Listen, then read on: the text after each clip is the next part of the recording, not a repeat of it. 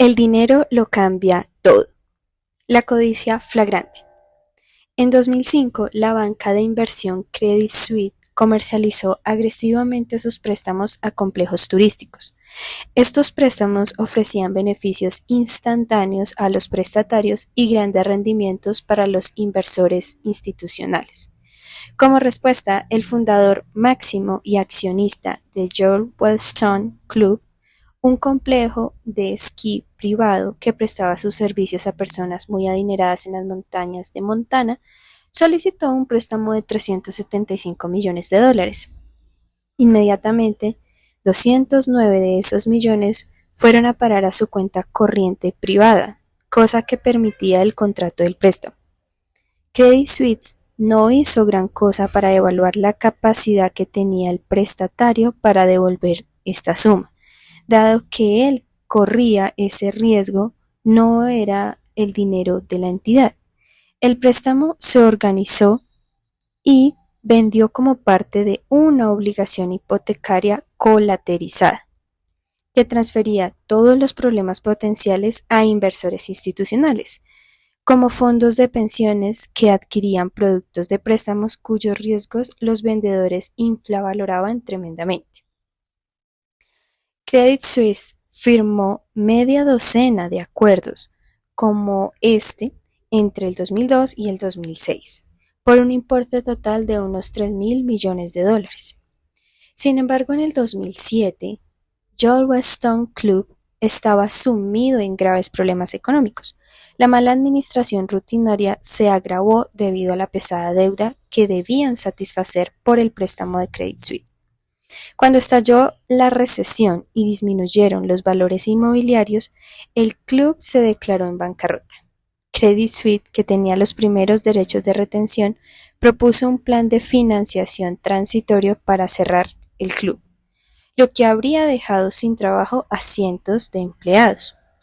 Los vendedores, camareras, jardineros y ascensoristas de los pequeños pueblos de Montana, que tenían pocas opciones laborales más, estaban a punto de padecer un tremendo golpe económico.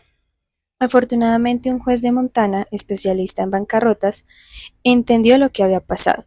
Acusó a Credit Suisse y al dueño del club de codicia flagrante y préstamo depredador, que los había enriquecido mientras echaban todos los riesgos y las consecuencias sobre las espaldas de la clase obrera de la zona.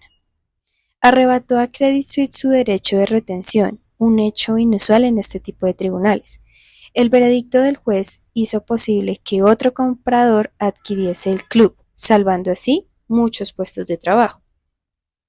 Un periodista informó sobre esta historia y definió la situación como una instantánea del espíritu económico de la época. La nueva explosión en los salarios de los ejecutivos, el énfasis creciente en los artículos de lujo, los tratos abusivos que proporcionaban millones a los firmantes a costa de miles de trabajadores, la despreocupación por las deudas descomunales, todas estas cosas presentaban profundos cambios sociales en nuestra cultura. Paul Krugman describe sobre estos cambios en las actitudes. No debemos pensar que se trata de una tendencia de mercado, como el valor en el alza de las propiedades junto a la playa, sino algo más parecido a la revolución sexual de la década de 1960. Una relajación de los riesgos antiguos, una nueva permisividad, pero en este caso es una permisividad financiera y no sexual. Sin duda, John Craven describió al ejecutivo honesto de 1967 como alguien que se abstiene de esa mujer encantadora, accesible e incluso desnuda que le ronda en la intimidad. Los directivos no procuraban implacablemente recompensarse a sí mismos. A finales de la década de 1990, el lema de los ejecutivos podía haber sido: si te hace sentir bien, hazlo. Estamos ciegos a nuestra propia codicia. Ernest Becker escribió que nuestra cultura reemplazaría a Dios por el sexo y el romance. Incluso antes, Friedrich Nietzsche propuso una teoría distinta, escribió que dado que la ausencia de Dios en la cultura occidental iba a más, sustituiríamos a Dios por el dinero. Lo que induce a un hombre a usar una balanza trucada, a otro a incendiar su casa después de haberla asegurado por encima de su valor, mientras 3/4 de nuestras clases sociales altas se permiten el fraude legalizado. ¿Qué da pie a todo esto? No es una necesidad real, dado que su existencia no es precaria ni mucho menos.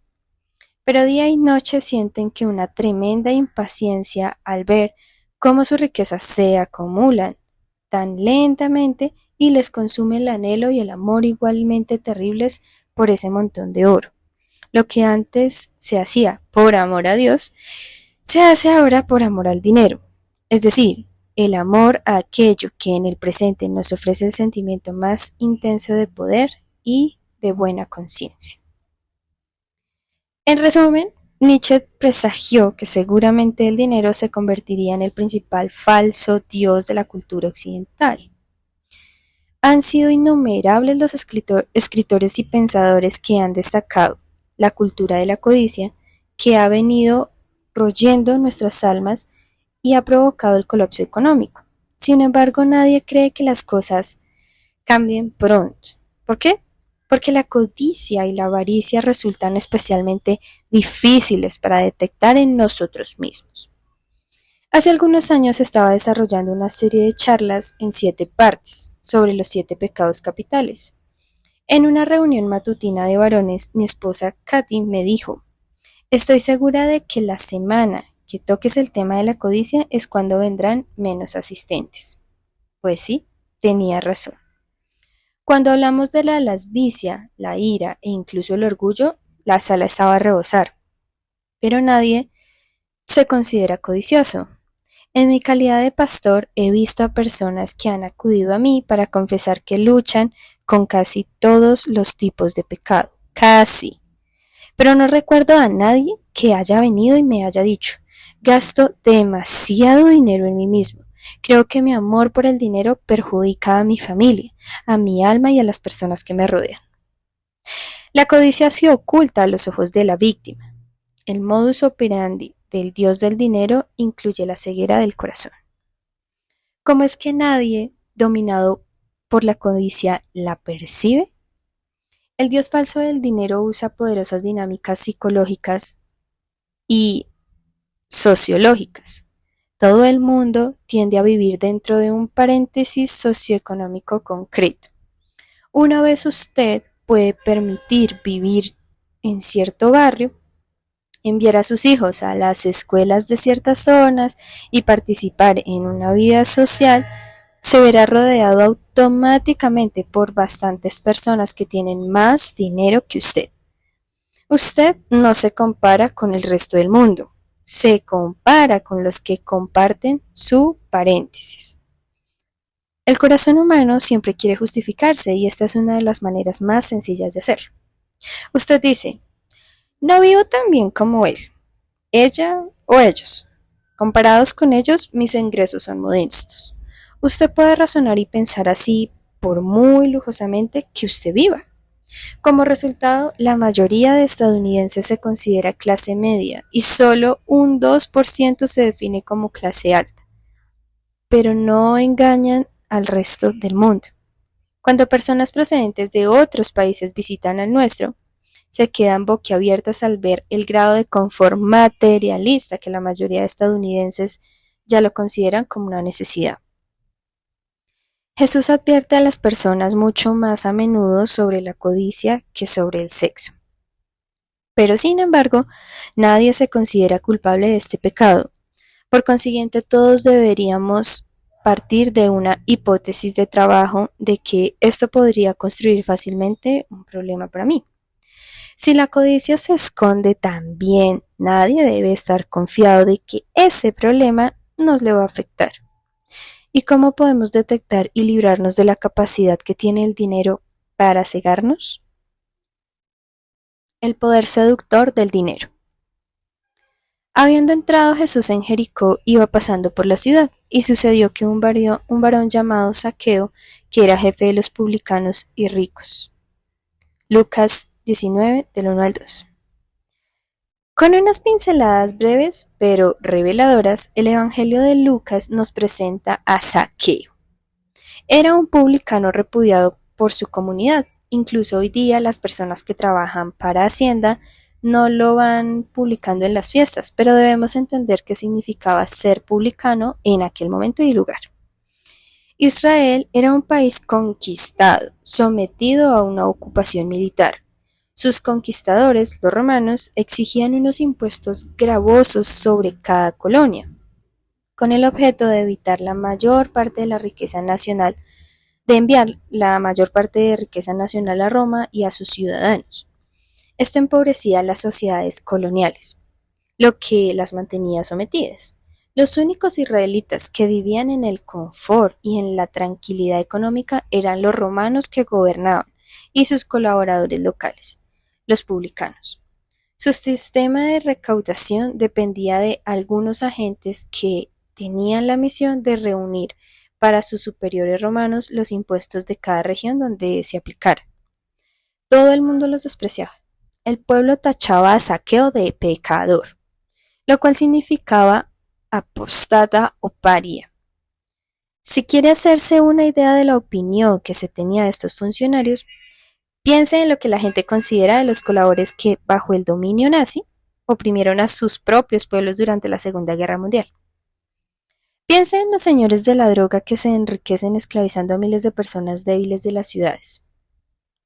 Piense en los extorsionadores de guante blanco, que compran empresas y luego las destruyen o venden hipotecas a personas humildes que no se lo pueden permitir, mientras amasan millones para ellos. Ahora entenderá usted el estatus de los recaudadores de impuestos de aquella época. ¿Por qué iba alguien a aceptar un empleo como publicano?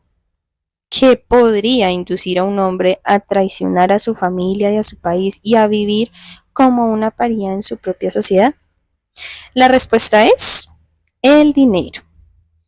El incentivo que ofrecían los romanos a los publicanos era casi irresistible. El recaudador, respaldado por el poderío militar, tenía permiso para exigir mucho más dinero a sus compatriotas judíos de lo que se había comprometido a pagarle al gobierno. Hoy en día a esto lo llamamos extorsión. Era un negocio extremadamente lucrativo. Los publicanos eran los ciudadanos más ricos de la sociedad y los más odiados. Uno de los motivos por los que Lucas llama nuestra atención sobre Zaqueo es que no era un publicano corriente, era un architelones, literalmente el archirrecaudador. No es de extrañar que lo encontremos en Jericó, un centro aduanero importante. Como cabeza de todo un sistema, fue uno de los miembros más ricos y aborrecidos. Vivía en una época en la que, a diferencia de la nuestra, el consumo desmedido y el disfrute desbocado de la riqueza estigmatizaba a los ricos. Pero eso no le importaba, había sacrificado todo lo demás por dinero. El dinero como señor. Pablo afirma que el dinero es una forma de idolatría. Colosenses 3, 5 y Efesios 5, 5. Lucas nos enseña lo mismo en su Evangelio, en Lucas 12, 15. Jesús dice a sus oyentes: mirad, guardaos de toda avaricia, porque la vida del hombre no consiste en la abundancia de los bienes que posee. ¿Qué es la avaricia? En los pasajes que rodean a esta afirmación, en Lucas 11 y 12, Jesús advirtió a las personas que no se preocuparan en exceso de sus bienes materiales. Para Jesús la codicia no es solo el amor al dinero, sino la preocupación excesiva por él. Nos da el motivo por el que nuestras emociones están controladas hasta tal punto por nuestra cuenta bancaria. La vida del hombre no consiste en la abundancia de los bienes que posee. En este sentido, si su vida consiste en lo que usted posee y consume, es que tales cosas le definen. El verbo describe una identidad personal basada en el dinero. Se refiere a las personas que, si pierden su riqueza, no tienen un yo viable. porque su valor como persona se basa en su valor económico. Más adelante Jesús llama a esto por su nombre. Ningún siervo puede servir a dos señores, porque o aborrecerá al uno y amará al otro, o estimará al uno y menospreciará al otro. No podéis servir a dos dioses y a las riquezas. Y oían también todas estas cosas los fariseos, que eran ávaros, se burlaban de él. Entonces Jesús les dijo: Vosotros sois los que os justificáis a vosotros mismos delante de los hombres. Mas Dios conoce vuestros corazones, porque lo que los hombres tienen por sublime delante de Dios es abominación. Esto está en Lucas 16, del 13 al 15. Jesús utiliza todas las metáforas bíblicas sobre la idolatría y las aplica a la codicia y el dinero. Según la Biblia, los idólatras hacen tres cosas con sus ídolos: los aman, confían en ellos y los obedecen. Quienes aman al dinero son aquellos que se pasan el día soñando y fantaseando sobre nuevas maneras de ganar dinero, nuevos bienes que adquirir, y que miran con envidia a los que tienen más que ellos. Quienes confían en el dinero sienten que tienen el control de sus vidas y están a salvo y seguro gracias a sus riquezas. La idolatría también nos convierte en siervos del dinero, de la misma manera que servimos a los gobernantes y magistrados terrenales.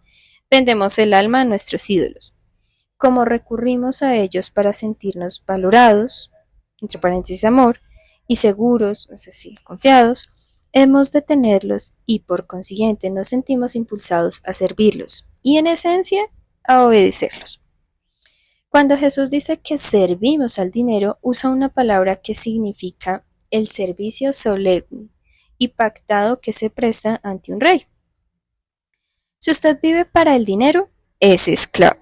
Sin embargo, si Dios se convierte en el centro de su vida, esto desentrona al dinero y lo vuelve contingente. Si su identidad y su seguridad se encuentran en Dios, el dinero no va a poder controlarlo mediante la inquietud y el deseo. Es una cosa u otra. O bien sirves a Dios o se expone a la esclavitud de Mamón. El lugar donde se encuentra más evidente esta esclavitud es en la ceguera de los ricos frente a su propio materialismo.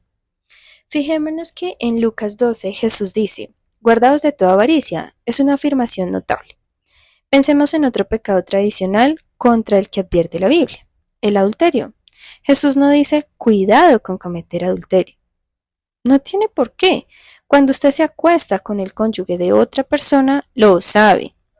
No para a mitad de camino y dice: uy, momento, creo que estoy adulterando. Usted ya sabe lo que hace. Sin embargo, aunque está claro que el mundo está lleno de codicia y materialismo, casi nadie piensa que tenga que ver con ellos. Todos los niegan. Podemos mirar de nuevo a Zaqueo y preguntarnos cómo pudo traicionar y perjudicar a tantas personas, cómo pudo estar dispuesto a que le odiaran de tal manera, cómo pudo haber estado tan cegado por el dinero que hizo todo lo que hizo y vivió de esa manera. Zaqueo no es más que un ejemplo de lo que Jesús ha enseñado a lo largo del libro de Lucas. El dinero es uno de los dioses falsos más frecuentes. Cuando se entroniza en su corazón, le controla por medio de sus ansiedades y deseos y le induce a ponerlo por delante de todas las demás cosas.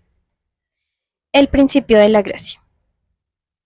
Zaqueo procuraba ver quién era Jesús, pero no podía a causa de la multitud, pues era pequeño de estatura, y corriendo adelante subió a un árbol sicomoro para verlo, porque había de pasar por allí.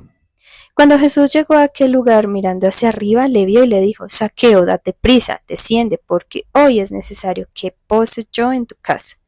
Entonces él descendió de prisa y le recibió gozoso. Al ver esto, todos murmuraban diciendo que había entrado a posar con un hombre pecador. Lucas 19, del 3 al 7.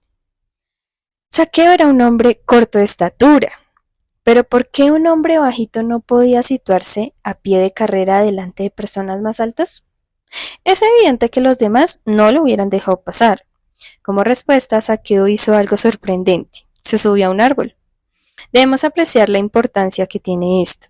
Dentro de las culturas tradicionales, lo que importaba no era la libertad y los derechos, sino el honor y la dignidad.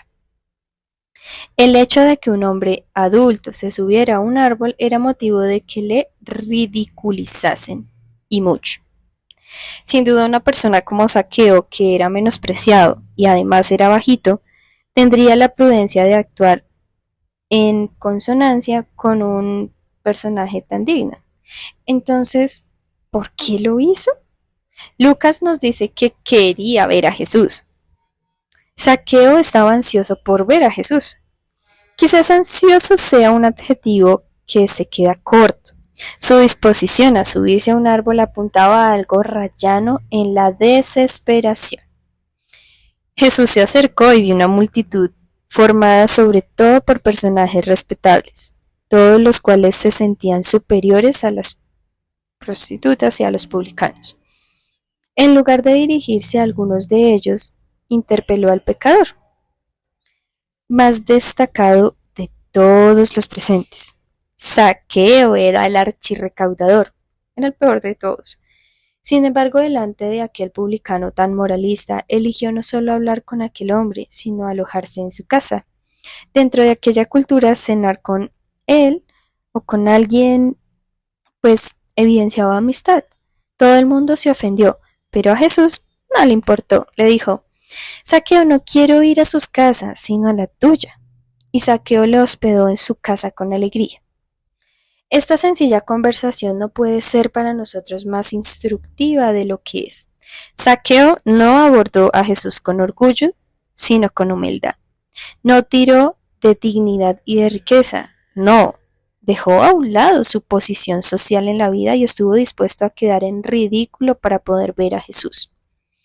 Al final no sería Zaqueo quien perdiera a Jesús, quien pidiera a Jesús entrar en su vida, sino que Jesús invitó a Zaqueo a la suya. Casi podemos escuchar a Jesús sonriendo cuando dijo: Zaqueo, sí, tú, hoy voy a ir a tu casa.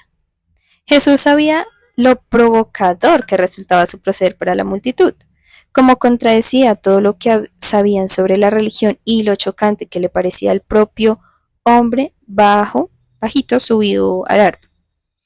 Cuando Zaqueo vio que había elegido a la persona menos virtuosa de la multitud, él mismo, para mantener una relación personal, todo su paradigma espiritual empezó a alterarse, aunque es probable que entendiera clara y conscientemente lo sucedido.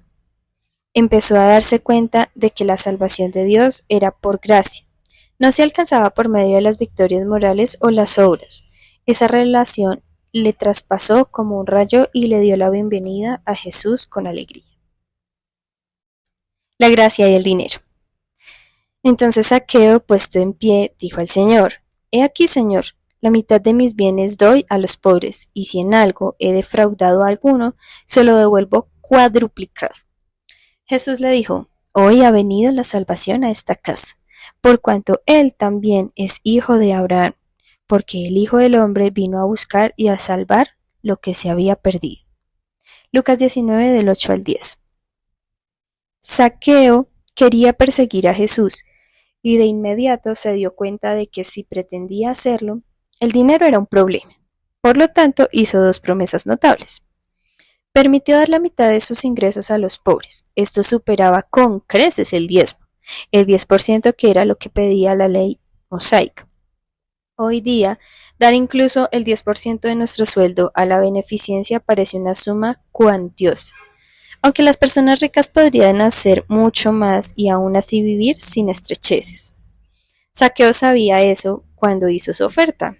Su corazón se había visto conmovido, dado que sabía que la salvación no se alcanzaba por medio de la ley, sino de la gracia. No pretendía vivir solamente cumpliendo la ley, quería trascenderla. Ha habido momentos en que las personas han acudido a mí como su pastor y me han preguntado sobre el diezmo, el acto de dar la 10ª parte de sus ingresos anuales. Se dan cuenta de que en el Antiguo Testamento hay muchos mandamientos claros de que los creyentes deben ofrendar el 10%, pero en el Nuevo Testamento los requisitos específicos y cuantitativos sobre la ofrenda son menos prominentes. A menudo me preguntaban, ¿no le parece que ahora en el Nuevo Testamento a los creyentes se les exige que den el 10% de su dinero? No. Cuando negaba con la cabeza, suspiraban de alivio. Pero entonces añadía rápidamente, les voy a decir por qué en el Nuevo Testamento no se especifica claramente el requisito sobre el diezmo. Piensen en ello. Hemos recibido más de la revelación, la verdad y la gracia de Dios que los creyentes del Antiguo Testamento o menos. Normalmente se produce un silencio incómodo. ¿Somos más deudores de la gracia que ellos o menos? Jesús, ¿dio el diezmo de su vida y de su sangre para salvarnos o lo dio todo? El diezmo es el estándar mínimo para los creyentes cristianos. Sin duda no querríamos dar menos de nuestros ingresos que aquellos que tenían una comprensión mucho menor de lo que Dios hizo para salvarles. La segunda promesa de Zaqueo no tenía tanto que ver con la caridad y la misericordia, sino con la justicia. Había amasado mucho dinero mediante engaños. Habían muchas personas de las que había obtenido unos ingresos exorbitantes. La ley mosaica también contemplaba este caso. En Levítico 5, 16 y números 5, 7 decretaban que si una persona había robado algo, tenía que devolverlo con intereses. Había que devolverlo con un 20% de intereses. Sin embargo, Zaqueo quería hacer mucho más. Daría 4 veces la cantidad robada. Esto supone un interés del 300%. Como respuesta a estas promesas, Jesús dijo, hoy ha venido la salvación a esta casa. Fíjese que él no dijo, si vives así, la salvación vendrá a esta casa. No. Es decir, ha venido. La salvación de Dios no viene como respuesta a una vida transformada. La vida transformada es la respuesta a la salvación ofrecida como un regalo. Este fue el motivo de que Zaqueo tuviera un corazón y una vida nuevos. Si la salvación hubiera sido algo que se obtuviese como obediencia al código moral, la pregunta de Zaqueo había sido, ¿cuánto tengo que dar? Se dio cuenta de que aunque era rico materialmente desde el punto de vista espiritual, había estado en bancarrota, pero Jesús había derramado sobre él gratuitamente sus riquezas espirituales. Pasó de ser opresor de los pobres a adalid de la justicia. Pasó de acumular riquezas a costa de las personas que le rodeaban a servir a otros a expensa de su riqueza. ¿Por qué? Jesús había sustituido al dinero como salvador de Zaqueo. De manera que el dinero volvió a ser solamente eso, dinero. Ahora era un instrumento para hacer el bien, para servir a las personas. Ahora que su identidad y su seguridad estaban enraizadas en Cristo, tenía más dinero del que necesitaba. La gracia de Dios había transformado su actitud hacia la riqueza. La gracia y los ídolos profundos. Para entender cómo empezó a cambiar el corazón de Zaqueo, debemos pensar que los dioses falsos se presentan en grupos, haciendo que la estructura de la idolatría en el corazón sea compleja. Hay ídolos profundos dentro del corazón, bajo los ídolos de superficie más concretos y visibles a los que servimos. El pecado en nuestros corazones afecta a nuestras motivaciones básicas, de modo que se vuelven idolátricas, ídolos profundos. Algunas personas se sienten profundamente motivadas por el deseo de influir y de tener poder, mientras a otras las emociona más la aprobación y el aprecio de los demás. Hay quienes anhelan por encima de todo el bienestar emocional y físico, mientras otros buscan la seguridad y el control de su entorno. A las personas con el ídolo profundo del poder no les importa ser impopulares, si con ello obtienen influencia. Las personas más motivadas por la aprobación hacen todo lo contrario. Renuncian alegremente al poder y al control para que todo el mundo piense bien de ellos. Cada ídolo profundo, es decir, el poder, la aprobación, la comodidad, el control, generan un conjunto de diferentes temores y de esperanzas. Los ídolos de superficie son cosas como el dinero, nuestro cónyuge, nuestros hijos, por medio de los cuales nuestros ídolos profundos buscan satisfacción. A menudo cuando analizamos nuestras estructuras idolátricas, somos superficiales. Por ejemplo, el dinero puede ser un ídolo de superficie que sirva para satisfacer impulsos fundamentales. Algunas personas quieren tener mucho dinero como vía para controlar su mundo y su vida.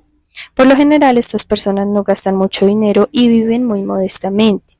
Lo tienen todo bien guardado e invertido, de modo que se sienten totalmente seguros en el mundo. Otros quieren dinero para tener acceso a círculos sociales y para estar guapos y atractivos.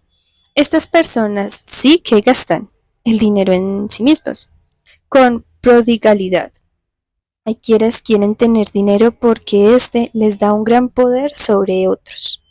En cualquier caso, el dinero funciona como un ídolo y aún así, debido a los diversos ídolos profundos, da como resultado patrones conductuales muy distintos. Las personas que usan el dinero para servir a un ídolo profundo, como el del control, a menudo se sentirá superior a las personas que lo usan para alcanzar el poder o la aprobación social. Sin embargo, en todos los casos la idolatría del dinero esclaviza y distorsiona vidas. En cierta ocasión, otro pastor de mi iglesia aconsejó a un matrimonio que había tenido graves conflictos sobre su administración del dinero. La esposa consideraba que su marido era un avaro. Un día el pastor estaba hablando a solas con el marido, que se quejaba amargamente sobre lo manirrota que era su esposa. Es tan egoísta, gasta tanto dinero en ropa y en su aspecto. Entendía claramente cómo la necesidad de su esposa de estar atractiva para otros influía en su uso del dinero. Entonces el pastor le expuso el concepto de los ídolos profundos y de superficie.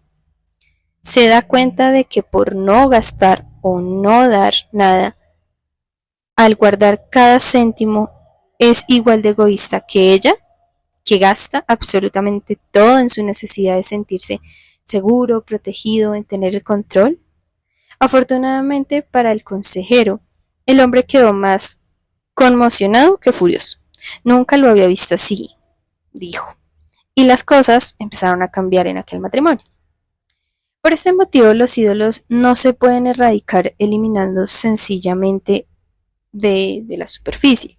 Como el dinero y el sexo podemos mirarlos y decir, tengo que quitarle importancia a esto en mi vida. No debo permitir que me controle. Lo detendré. Los ataques directos como ese no funcionarán porque a los ídolos profundos se les debe atacar en el nivel del corazón. Y solo hay una manera de cambiar ese nivel y es por medio de la fe en el Evangelio. La pobreza de Cristo. En 2 Corintios 8 y 9, Pablo pide a una iglesia que haga una ofrenda para los pobres. Aunque es un apóstol con autoridad, escribe, no hablo como quien manda. 2 Corintios 8, 8. Lo que quiere decir es, no pretendo ordenaros nada, no quiero que esta ofrenda sea solamente la respuesta a una petición. No presiona directamente la voluntad diciendo, soy el apóstol, haced lo que os mando. Más bien, desea ver la sinceridad del amor vuestro. Y entonces añade la famosa palabra. Porque ya conocéis la gracia de nuestro Señor Jesucristo, que por amor a vosotros se hizo pobre, siendo rico para que vosotros con su pobreza fuésemos enriquecidos. 2 Corintios 8, 9. Jesús, el Dios hombre, tenía riquezas infinitas, pero si se hubiera apegado a ellas, nosotros habíamos muerto en nuestra pobreza espiritual. Esta era la alternativa. Si él seguía siendo rico, nosotros moriríamos pobres. Si él moría pobre, nosotros nos enriqueceríamos. Nuestros pecados serían perdonados y seríamos admitidos en la familia de Dios.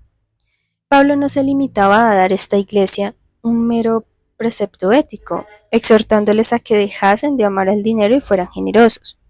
Más bien, él asumió el Evangelio. Esto es lo que decía Pablo. Jesús renunció a su tesoro celestial para hacer de vosotros su tesoro, pues vosotros sois el pueblo adquirido por Dios. 1 de Pedro 2, del 9 al 10. Usted le ve morir para adquirirse en su especial tesoro. Él pasará a ser suyo. El dinero dejará de ser el fundamento de su existencia y de su seguridad, y querrá bendecir a otros con lo que usted tenga. Cuanto más comprenda el Evangelio, menos poder tendrá el dinero sobre usted. Piensa en la gracia incalculable de Dios hasta que esto le convierta en alguien generoso. La solución para la tacañería es una reorientación hacia la generosidad de Cristo en el Evangelio, como Él derramó su riqueza por mí. Ahora no tienes que preocuparte por el dinero. La cruz demuestra que Dios cuida de ti y te da seguridad. Ya no tienes que envidiar el dinero de nadie. El amor y la salvación te confieren estatus notables, la de Dios. Algo que el dinero no puede darte. El dinero no puede librarnos de tragedias ni darnos el control en medio de un mundo caótico. Solo Dios puede hacerlo. Lo que destruye el poder del dinero sobre nosotros no es simplemente que nos esforcemos el doble por seguir el ejemplo de Cristo. Antes bien, consiste en profundizar su comprensión de la salvación de Cristo, lo que tiene en él, y luego vivir en la práctica los cambios que provoca ese sentimiento en su corazón, ese entendimiento en su corazón, que es de donde radica su mente, su voluntad y sus emociones. La fe en el Evangelio reestructura nuestras motivaciones, la forma de entendernos a nosotros mismos y a nuestra identidad, nuestra visión del mundo. El acatamiento conductual a unas reglas sin que medie un cambio del corazón genuino, eso será superficial y transitorio. El ser humano debe tener un ídolo. Andrew Carnegie se convirtió en uno de los hombres más ricos del mundo cuando su acería, precursora de Estados Unidos, se convirtió en la empresa más rentable del mundo. En sus primeros tiempos de éxito, cuando solo contaba con 33 años, Carnegie analizó implacablemente su corazón y detectó un memorándum dirigido a sí mismo. El ser humano debe tener un ídolo. La acumulación de riqueza es uno de los peores tipos de idolatría. No hay un ídolo más degradante que la adoración al dinero. Por consiguiente, cuando lleve adelante un proyecto, debe tener prudencia para elegir la vida que eleve más mi carácter. Si sigo mucho más tiempo agobiado por las inquietudes laborales y centrando la mayor parte de mis pensamientos en la planificación para ganar más dinero, en menos tiempo, esto me degradará hasta un punto más allá de toda esperanza y de recuperación permanente.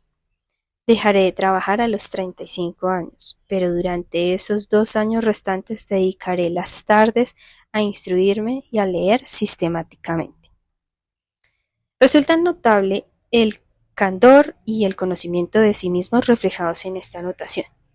Uno de sus biógrafos, John Fraser, comentó: ni Rockefeller, ni Ford, ni Moran podrían haber escrito esa nota, ni hubieran entendido al hombre que lo escribió. A pesar de todo y de conocer a fondo su corazón, es evidente que Carnegie no dejó de trabajar al cabo de 2 años, y muchos de los defectos que degradan el carácter que él temía se hicieron realidad en su vida. Aunque Carnegie construyó 2059 bibliotecas, un trabajador siderúrgico que hablaba en nombre de muchos dijo a un entrevistador: no queríamos que nos construyera una biblioteca, hubiéramos preferido que nos subiera el sueldo.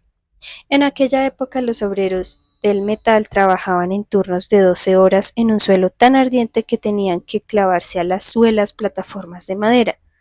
Cada 2 semanas tenían que hacer un turno inhumano de 24 horas y entonces disfrutaban de un solo día de descanso. Las mejores viviendas que podían permitirse estaban atestadas y sucias.